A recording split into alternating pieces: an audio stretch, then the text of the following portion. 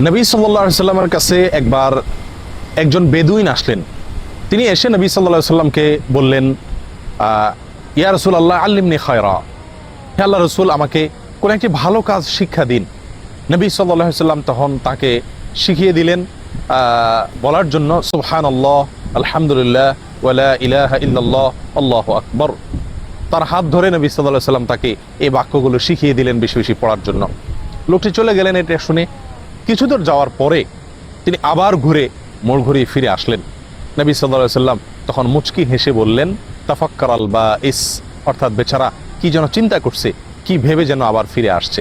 লোকটি ফিরে এসে নবী সাল্লাল্লাহু আলাইহি সাল্লামকে বললেন, সুবহানাল্লাহ, আলহামদুলিল্লাহ, লা ইলাহা ইল্লাল্লাহ, আল্লাহু আকবার, হাযা লিল্লাহ ফামা আলী। অর্থাৎ আপনি যে বাক্যগুলো আমাকে শেখালেন, এই যে সুবহানাল্লাহ, আলহামদুলিল্লাহ, লা ইলাহা ইল্লাল্লাহ, আল্লাহু আকবার, এই বাক্যগুলো তো আল্লাহর জন্য, আমার কি? অর্থাৎ আমি কি পাবো?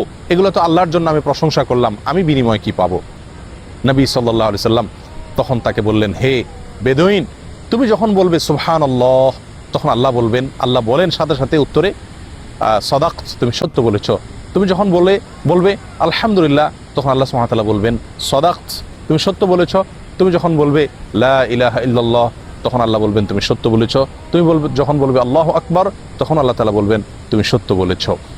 এরপরে তুমি যদি বলো আল্লাহুম্মা গফিরলি, আল্লাহ আমাকে মাফ করে দিন, তখন আল্লাহ সুবহানাহু ওয়া তাআলা বলবেন কদ ফাআলত, তোমাকে মাফ করে দিলাম। তুমি যদি বলো আল্লাহুম্মা আরহামনি, আল্লাহ আমাকে রহম করুন, তাহলে আল্লাহ সুবহানাহু ওয়া তাআলা সাথে সাথে বলবেন কদ ফাআলত, আমি তোমাকে ইতিমধ্যেই মাফ করে দিয়েছি, রহম করেছি।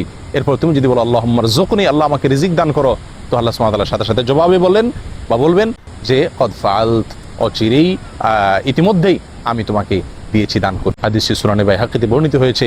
আমি আবারও বলছি, সুবহানাল্লাহি আলহামদুলিল্লাহি ওয়ালা ইলাহা ইল্লাল্লাহু আল্লাহু আকবার, আল্লাহুম্মা গফিরলি, আল্লাহুম্মা আরহামনি, আল্লাহুম্মা রযুকনি।